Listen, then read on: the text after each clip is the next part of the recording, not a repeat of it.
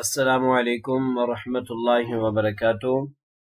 अबू बकर ऑनलाइन कुरान एकेडमी के चैनल में आपको खुश आमदीद कहता हूँ।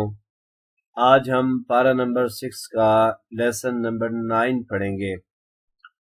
बिस्मिल्लाहिर्रहमानिर्रहीम। वक़ालतिल यहूद वन्नसारा नहनु अबनाउल्लाहि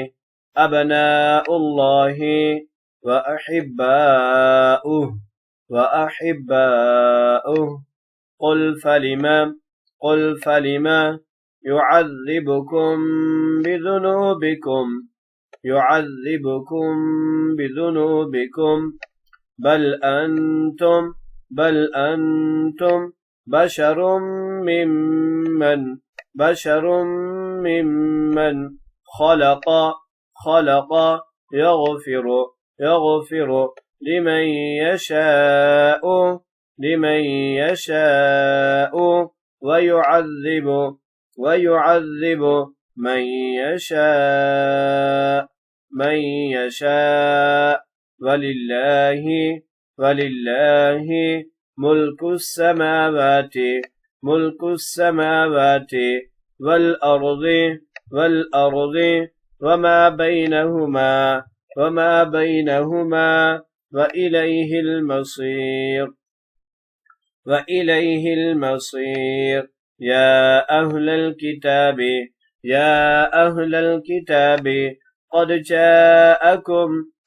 جاءكم رسولنا يبشن لكم على فترة من الرسل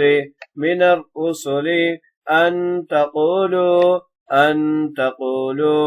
ما جاءنا من بشير ولا نذير فقد جاءكم بشير ونذير والله على كل شيء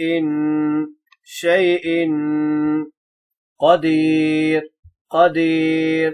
وإذ قال موسى لقومه يا قوم اذكروا نعمة الله عليكم إذ جعل فيكم أنبياء وجعلكم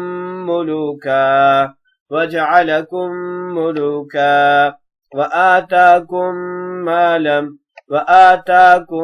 ما لم يؤت أحدا من العالمين يا قوم ادخلوا الأرض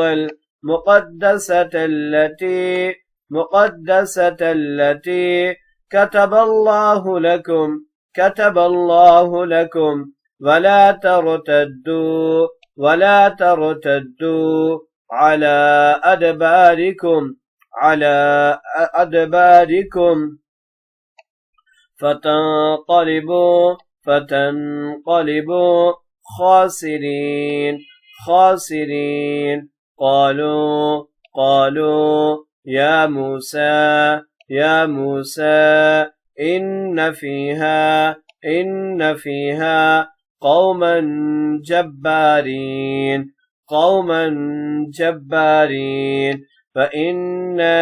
وإنا لن ندخلها حتى يخرجوا منها فإن يخرجوا منها فإن يخرجوا منها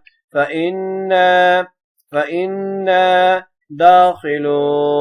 داخلون. قال رجلان من الذين يخافون أنعم الله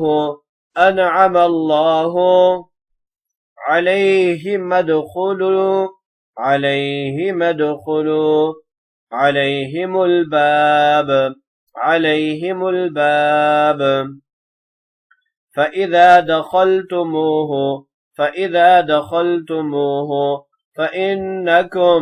فإنكم غالبون وعلى الله فتوكلوا إن كنتم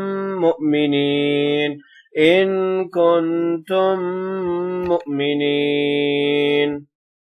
وقالت اليهود والنصارى نحن أبناء الله وأحباؤه قل فلم يعذبكم بذنوبكم بل أنتم بشر ممن خلق يغفر لمن يشاء ويعذب من يشاء ولله ملك السماوات والأرض وما بينهما وإليه المصير.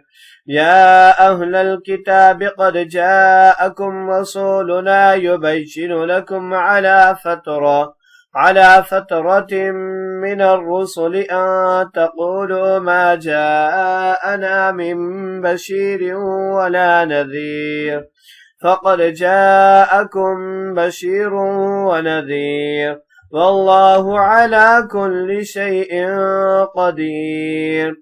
وإذ قال موسى لقومه يا قوم اذكروا نعمة الله عليكم إذ جعل فيكم أنبياء